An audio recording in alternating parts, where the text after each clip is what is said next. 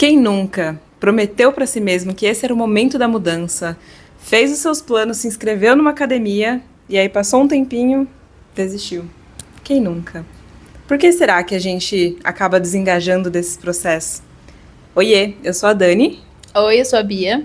E nós somos as PCs idealizadoras da Existiva, essa comunidade em que a gente vai te ajudar a se relacionar muito melhor com o esporte. E hoje a gente quer falar sobre essa temática que eu acho que é muito comum na vida de todas nós, né? E que a gente também vê por aí muito nos nossos amigos e nas pessoas que a gente atende, que é: preciso muito começar uma prática física, vou lá, me inscrevo, pago o ano inteiro e acabo não indo. Então, o que a gente tem reparado nesse processo? Geralmente pessoas que não têm esse contato com a atividade física desde muito novo, que não foram incentivados ou desenvolveram isso na infância, às vezes têm alguma resistência, alguma dificuldade de começar na vida adulta, porque isso não é um processo que está dado, né? Ele é algo que precisa ser desenvolvido. E aprender coisas é muito difícil. As pessoas são estimuladas por coisas diferentes ao longo da vida, né? E nem todo mundo teve a oportunidade de se relacionar com o esporte desde cedo. Por vários motivos, né? Porque não era uma coisa cultural na família, porque na escola tinha vergonha de participar das aulas de educação física, né? E aí, se você não teve essa vivência, você acaba não desenvolvendo a relação mesmo com o esporte, descobrindo o que você pode fazer ali, como seu corpo pode se desenvolver ali. Então, quando você começa isso na fase adulta, você está meio que recomeçando essa relação, você está nos seus primeiros tropeços ali com a coisa. E se tem uma coisa que a gente não tem na vida adulta é paciência com os nossos processos, né? Então a gente acha que a gente vai se inscrever na academia, ou seja, a atividade que for, e vai começar fazendo 5 vezes na semana, indo direitinho, e que a gente vai bater todas as metas que a gente colocou na nossa cabeça. Sim. Mas que essa não é a realidade. Isso acaba às vezes gerando frustração, as pessoas se desmotivam e acabam desistindo mesmo. Então esse é um processo que a gente precisa ter um pouco de paciência, um pouco de persistência. E às vezes, acho que muito pela nossa cultura, que é uma coisa que a gente conversa muito, as pessoas vão muito pelo lugar da disciplina, né? Então assim, eu tenho que ir todos os dias porque me disseram que eu tenho que ir, e aí então eu vou colocar aqui na minha agenda que eu vou todos os dias, mas sem pensar se isso está sendo sustentável, se isso cabe na sua rotina, se você tem as condições físicas de fazer um exercício todos os dias, porque é muito demandante. Ou então pela motivação, né? Assim, então eu vou me motivar a correr, eu vou me motivar a fazer uma atividade física diferente, o que pode funcionar muito no começo, mas a motivação não é uma coisa que dura muito tempo. A motivação natural, orgânica, aquela que a gente não produz, ela simplesmente acontece de acordo com as dinâmicas da vida, né? Que é natural, todo começo de processo a gente se sente motivado, né? Começou o ano, fez aquela lista de tarefas, agora vai, vou fazer. Esse gás inicial, ele é muito natural, ele pode ser muito aproveitado também, mas ele realmente não sustenta. E aí, como a Bia falou, tem essa cultura, é um conhecimento mesmo do senso comum, que se não é pela motivação, que é esse gás inicial, o que vai te sustentar na prática é a disciplina. O que não está errado, né? São forças psíquicas importantes pra gente. Todas as coisas que a gente se engaja a fazer, o nosso trabalho, nossas iniciativas, todas passam por esse processo. A gente começa alguma coisa porque a gente está muito na vontade, e ao longo do tempo a gente vai vivendo os desafios, né, do processo, e essa vontade, essa motivação, ela acaba balançando mesmo. Porém, todavia, entretanto, eu tinha um professor que falava assim, acabei de lembrar dele. Quem estudou no Fernão Dias vai lembrar. Enfim, não temos só isso como características humanas, né? E eu só queria retornar um pouquinho na disciplina, que ela é uma coisa muito importante, que em alguns momentos a gente vai precisar dela para manter uma atividade física ou manter muitas outras coisas na nossa vida, mas eu acho que a disciplina, ela não considera muito um contexto de flexibilidade, assim, que a vida acontece, que às vezes não vai dar para você ir 5 vezes na semana porque você teve uma emergência familiar, porque você precisou se dedicar mais a um trabalho, porque você adoeceu, porque se você é uma pessoa que tem útero, você menstruou, tá com dor. E às vezes a gente se sente muito um lugar de culpa mesmo, né? Por não conseguir cumprir com a disciplina. Então a disciplina ela é importante desde que ela também não gere nenhum tipo de rigidez, e esse lugar de culpa, e esse lugar de cobrança. E eu acho que isso é uma coisa que a gente consegue olhar através do olhar da psicologia. E aí, qual que é a sua sensação se tudo que você conhece ou é pela disciplina ou pela motivação? Você começa motivado, aí você sente essa energia baixar naturalmente, aí você começa pela disciplina, e aí, como a Bia falou, a vida acontece, e fica difícil, às vezes, sustentar pela disciplina. E tudo que você conhece é isso, então a sensação que te dá é de fracassei, não consigo, não é pra mim. Você fica determinado, encerrado ali naquela ideia da disciplina, sabe? O olhar que a gente quer trazer é o da psicologia, que consegue aprofundar e enxergar muito mais do que isso. Muitas outras características humanas que a gente consegue desenvolver ou que a gente já tem em nós, na nossa personalidade, dentro das nossas referências, vivências que a gente teve, que podem ajudar a gente a sustentar um processo. E aí a gente fez uma lista aqui de algumas características psíquicas, umas forças pessoais, para a gente compartilhar com vocês, para você ver se você se identifica com alguma e para exemplificar também. Se não for pela disciplina, eu vou pela... A gente pode pensar, por exemplo, na competitividade, né? Tem pessoas que gostam da competição, que isso faz sentido, e aí a gente pode pensar em esportes como futebol, vôlei, acho que esportes com bola geralmente são esportes muito competitivos, né? Luta. O CrossFit é um lugar onde a gente entendeu que dá pra ter uma competição, né? Não necessariamente, mas dá, né? Pra ter uma competição. Mas às vezes mesmo num treino comum do dia a dia, né? Dá pra dar aquela olhadinha de, meu coleguinha fez tanto, então eu quero fazer mais. Sim, dá. E isso ser uma motivação. A curiosidade também, então se você é uma pessoa muito curiosa, que gosta de explorar coisas novas, a gente fez ano passado de experimentar um esporte por mês e foi muito legal, assim, foi uma coisa que eu acho que mudou muito também da nossa relação com a atividade física. Sim. E a gente percebeu que é uma coisa que fazia muito parte de nós, né? Todas as atividades que a gente foi explorar, a gente ia com esse brilho, assim, nossa, como será que é? Eu imagino que seja assim, imagino que sinta tal dor aqui. E a curiosidade foi uma coisa que fez a gente engajar bastante. Sim, que é uma coisa que funciona, né? Se você é uma pessoa que gosta de socializar, que gosta de estar em grupo, tem 1 milhão de esportes coletivos, né? A gente vai colocar aqui de novo CrossFit, mas você pode encontrar grupos de corrida que estão super em alta hoje em dia. A galera que anda de bike, que se reúne em grupo, esportes coletivos com bola novamente. Sim, um vôleizinho. Um futebol, né, pra quem gosta. Nem todo mundo gosta, né, Sim. do ambiente social, assim, grupal. Tem uma galera que prefere mesmo fazer coisas só, eu quero ir lá fazer minha natação sozinho, ir embora e tchau. Quero ir lá fazer minha corrida sozinho. Mas se você é dessa da socialização, isso funcionou muito comigo, porque, como a gente falou no outro vídeo, quando a gente começou o CrossFit, eu trabalho online, né, então a maior parte do tempo eu passo em casa, sozinha. E aí o CrossFit também funcionou para mim como um refúgio de socialização. Então percebe que não era só eu estou indo treinar porque eu preciso fazer o meu treino, eu preciso cumprir essa tarefa. Era também porque era gostoso estar entre pessoas, ver presencialmente pessoas, estar com a Bia no dia a dia. A gente se aproximou muito treinando juntas. Então foi um grande motivador. E eu acho que é interessante a gente ir percebendo as nossas características, porque o CrossFit também foi esse lugar importante pra mim da socialização. Eu não sou tão sociável assim, mas eu gosto de pessoas, então foi um lugar importante. Mas a corrida também durante um tempo era um pouco desse lugar, desse equilíbrio, assim, era uma coisa que às vezes eu gostava de fazer sozinha, quando eu queria estar mais sozinha, eu e as vozes da minha cabeça, e aí saía correndo por aí. Então, acho que dá pra ter várias características nossas que não necessariamente fazem sentido, né? Porque, enfim, somos seres humanos ambivalentes. E ir explorando vários esportes a partir disso. Sim. Eu sou uma pessoa muito medrosa, mas eu amei fazer circo, por exemplo. Era uma coisa que se a gente estivesse aqui por perto, é uma coisa que eu ia me meter a fazer. Mesmo não tendo sido a criança da pirueta, da estrelinha, de nada disso, fazer isso na vida adulta foi muito interessante. Que aí entra naquilo que a gente falou, que você não precisa necessariamente ter aprendido desde cedo, desde criança sido estimulado a uma prática esportiva para você começar hoje, né?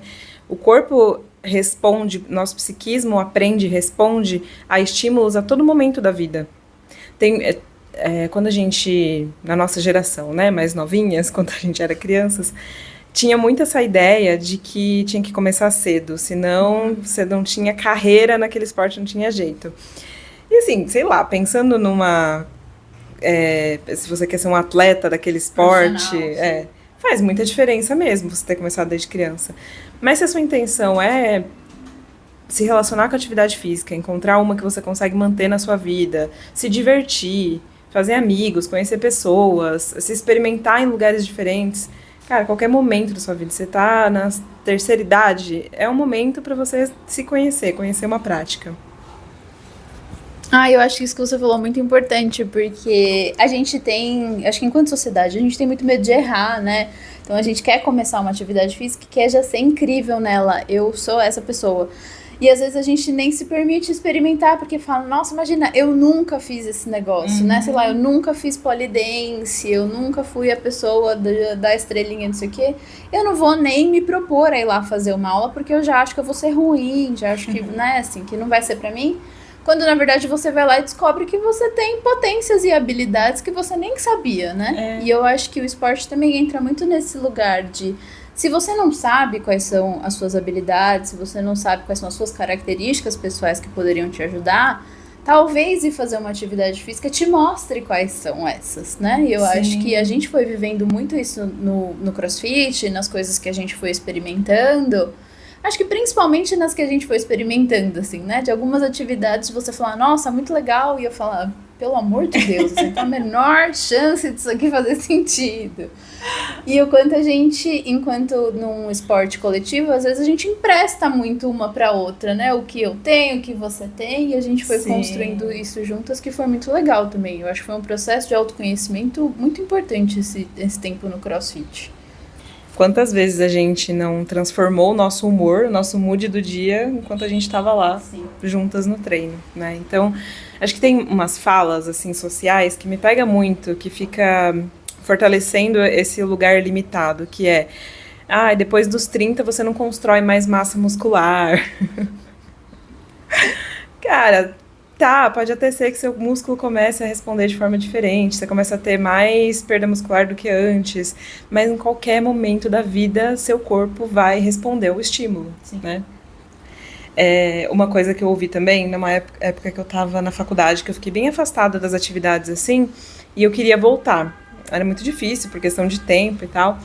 E aí eu tinha passado por uma consulta médica e o que eu vi que eu precisava era construir massa muscular, porque estava abaixo do que eu precisava, para sustentar a rotina mesmo, dia a dia, subir as escadas, pegar o transporte público para ir para a faculdade. E aí eu pensei em começar uma aula de dança. E alguém me disse, mas o que adianta começar uma aula de dança se o que você precisa é construir músculo? Você tem que ir para academia, tem que fazer não sei o que lá, não sei o que lá. Não foi nem pra aula de dança, nem pra academia, né? Não, fiquei mais um ano parada. Mas olha o impacto, né, dessa fala. Do ponto de vista biológico, sim, não adianta eu fazer uma atividade só como a dança, porque eu preciso de mais estímulo para construir músculo. Do ponto de vista biológico, ok. Mas do ponto de vista psíquico, adianta sim, porque eu vou começar a me relacionar com uma coisa que eu gosto. Isso vai começar a me devolver o prazer na atividade física. A partir dessa porta de entrada, eu posso expandir para outros treinos, né? Porque é muito comum. A gente começa a fazer um esporte, a gente quer fazer outros. A gente começou com CrossFit e a gente queria correr também. Hoje a gente está fazendo outras coisas. Eu estou fazendo aula de flexibilidade, aula de balé, de jazz. Então, pode ser um caminho ali para você começar. A coisa não é 880, né? Você precisa já começar no modo ideal ali, que é fazer musculação 5 vezes na semana. Processos são graduais. De novo, né? A gente não tem paciência com os processos. Isso que você falou de ser uma porta de entrada faz muito sentido, né? Porque, pensando na nossa história mesmo, né? A gente se encontrou ali na porta de uma academia que a gente ia bem mais ou menos e ninguém gostava muito, mas a gente estava tentando. E aí, quando a gente foi pro CrossFit, que a gente construiu sentido naquela prática, a gente conseguiu sentir prazer. não quer dizer que a gente amava todos os treinos e tava lá disposta todos os dias para treinar, né? Eu acho que também tem um pouco desse lugar de, não é porque a gente gosta de atividade física que a gente tá lá todo dia feliz, sorridente, assim. Tinha vários dias que, assim, eu ia porque ela ia porque eu ia, e a gente viveu assim um tempo, né? Sim, dá pra cansar fazendo o que você gosta. Dá pra não se sentir motivado fazendo o que você gosta. Exato, mas também o quanto, agora, depois desse período de CrossFit, eu consigo olhar para outras coisas e falar, cara, isso aqui é importante. Fazer a mobilidade é importante, ter os treinos de força são importantes. E me relacionar com isso desse lugar de tudo bem, talvez não é o treino que eu mais amo fazer na vida, mas é isso, assim, tem outras coisas no meio do caminho que vão ser legais, não vai ser só essa mais uma tarefa chata no meu dia que eu tenho que dar um check, porque viver é dar check infinito nessas coisas, né? Então, o que a gente quer propor é que você tenha um olhar diferenciado mesmo para como você se relaciona com a atividade física, para que a atividade física não seja só mais uma obrigação do seu dia, para que ela possa ser algo prazeroso, para que ela possa ser uma ferramenta de cuidado com a sua saúde de forma integral, então tanto física quanto mental, que é o que a gente quer propor aqui, criando a nossa comunidade, fazendo, né, com que as pessoas tenham esse espaço tanto para experimentar coisas novas, quanto para trocar, porque eu acho que é na troca que a gente também vai percebendo que tem pessoas em situações muito parecidas com a nossa, né? Uhum, com certeza. E aí você pode perguntar pra gente, né? Tá bom, mas e se eu não conheço essas minhas características? Vocês estão aí falando de competitividade, de se engajar pelo desafio, de socializar, mas e se eu não sei o que me move, o que me motiva? E aí? Bom, da mesma forma, você ainda pode usar essas experiências para você conhecer, então, quais são essas suas características, que não vão te ajudar só a engajar numa atividade física para você manter a sua saúde, o seu plano de atividade física, mas também para a vida, para você entender quais escolhas na sua vida fazem mais sentido para você. Qual modelo de trabalho, por exemplo, você se encaixa mais. Isso daqui é ferramenta extremamente potente de autoconhecimento. E conhecer essas suas características, suas emoções, é uma das características principais da inteligência emocional. É você se reconhecer para você então poder se motivar, para você poder então gerir as suas emoções. Todas elas, né? Raiva, tristeza, alegria, onde viver essa alegria, porque as nossas emoções também elas pedem expressão. Elas pedem um caminho para a gente conseguir viver aquele momento. Cada uma chama para um lugar.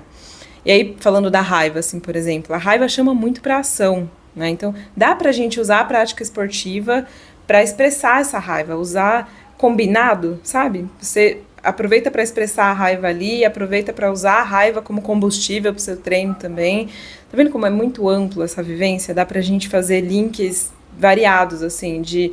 Eu não estou indo só porque eu tenho que fazer uma atividade física. Eu estou indo porque isso aqui faz sentido para mim, porque isso me ajuda emocionalmente, porque é um momento de descanso, porque aqui eu vivo socialização. E aí, pensando ainda um pouco, né, nessa questão das emoções, o gancho que a Dani estava falando sobre a raiva, eu acho que a raiva é um ótimo exemplo porque ela é uma das emoções que socialmente não são muito bem aceitas, né? Então, principalmente se você não é um homem cis, né? Porque eu acho que aí tem esse recorte de gênero. Os homens vão se expressar através da raiva e todos os outros gêneros não, né? Assim, não é um lugar muito permitido. E o quanto o esporte pode muito ser esse lugar, porque quando a gente tem uma raiva que ela não é expressada, vivida, sentida, ou quando a gente sequer tem a percepção de que a gente está com raiva, né? Às vezes a gente reprime tanto que a gente não consegue nem identificar e dar um nome de que aquilo que a gente está sentindo é raiva. A atividade física, ela, junto com um bom processo de psicoterapia, né? Acho que é bom deixar esse adendo aqui. Junto com um bom processo de psicoterapia, a atividade física ela pode ser um canal de expressão mesmo, né? Um lugar onde você pode colocar essa raiva para fora de diferentes formas. Então, no CrossFit, dá para você pegar muito pesado, tacar a barra no chão, gritar, nanana, ninguém vai estar nem aí, assim. A dança, eu acho que pode ser uma coisa muito potente, uma forma de expressão muito bonita. Então, a luta, eu acho que... Assim, inclusive quando pessoas têm questões com controle de agressividade, tem, né, uma questão um pouco mais problemática mesmo, E aí, problemática no sentido de que prejudica ela ou prejudica outras pessoas, luta é uma coisa muito interessante, porque vai ser um espaço que você vai conseguir colocar ali, ter uma expressão da sua raiva num ambiente controlado, sem ferir outras pessoas, e vai te ensinar a ter como se relacionar melhor com essa raiva, assim. Ter um controle não necessariamente é ruim, né? Mas é saber como se expressar e quando se expressar. Então, você não vai ter uma explosão de raiva, sei lá, no meio da sua família e socar a parede, socar alguém. Isso não é o que a gente espera. Mas você pode aprender a canalizar essa raiva para um treino de, sei lá, jiu-jitsu, muay thai, boxe, todas essas modalidades da luta que são expressões muito importantes. A raiva, ela tem uma função, todas as emoções têm funções, né, como a gente disse. A raiva, ela tem uma função de expressar, de demonstrar onde estão os nossos limites. Algo não está coerente aqui dentro, né, algo precisa mudar. A raiva, ela é uma energia para a vida também, para a gente se colocar, para a gente impor coisas, no sentido de a gente estar no mundo mesmo, se colocar o que a gente acredita, colocar nossas energias. E aí, quando a gente aprende a se relacionar com a nossa própria raiva, a gente não fica à mercê dela, de vir no momento de explosão. O momento de explosão de raiva é um momento em que você perdeu a gerência ali e ela vazou de algum jeito. Por isso que acontece, chega na agressividade, né? Que é uma expressão extrema, assim, da raiva descontrolada, sem consciência, enfim.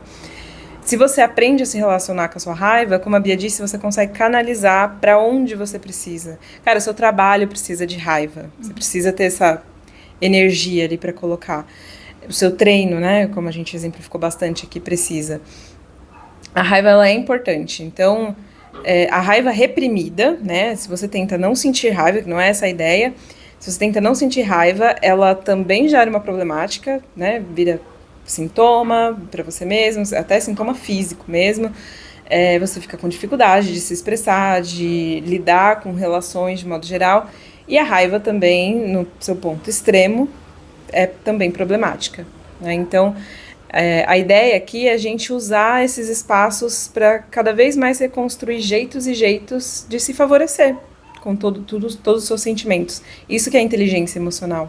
Acho que o que a gente quer propor é mais uma ferramenta para você poder lidar com as suas emoções. Acho que a Dani pontuou muito bem, né, que a raiva é uma emoção importante, todas elas são, e a gente tem um julgamento social de quais emoções a gente pode sentir, quais emoções a gente não pode sentir. E o que a gente quer mostrar é justamente o contrário, assim, né? Todas as emoções precisam ter espaço e precisam ser sentidas, desde que elas não estejam te prejudicando. Mas aí eu acho que isso é papo para um outro momento. Sim, para outro episódio. E pensando muito nessa questão da raiva, que eu acho que é algo que tem, não sei, atravessado a gente de alguma forma, a gente pensou em criar por que não criar uma aula de defesa pessoal? Spoiler. Em primeira mão. Ó. É verdade! Spoiler em primeira mão. A gente está criando uma aula para março para falar sobre defesa pessoal e as formas de se relacionar com a raiva a partir disso. E aí é muito interessante o que a gente está querendo fazer. Puxando muito nosso saco mesmo, né? É muito legal o que a gente está fazendo, porque a gente está falando de defesa pessoal, que é uma coisa que você precisa dessa energia da raiva, se você estiver numa situação em que você, sei lá, vai precisar se defender.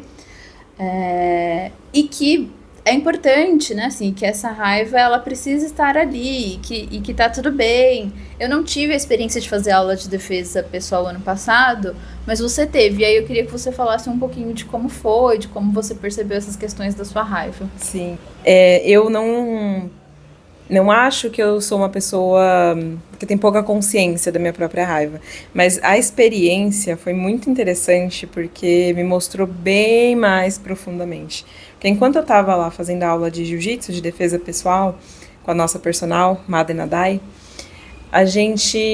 eu fui sentindo, sabe quando a gente fala que a raiva tem relação em colocar o nosso limite? Eu fui sentindo ali, eu colocando o meu limite e o outro também. E a gente tava ali num choque de forças mesmo, sabe? Num conflito. E eu comecei a me sentir muito estranha, e eu fui perceber depois, né, que eu tava me sentindo mal de colocar a minha raiva. E eu não tinha um problema o outro tá fazendo força, né, porque eu tava ali entendendo que ele ia fazer o movimento, que ia fazer força, ia se expressar, mas eu tava me sentindo mal por estar colocando força também, por estar me defendendo. E depois eu fiquei pensando, nossa, isso tem muita relação, assim, com a vida. Eu tenho medo de machucar as pessoas, às vezes, em algumas situações específicas, né? Eu tenho medo de colocar essa força e acabar sendo destrutiva.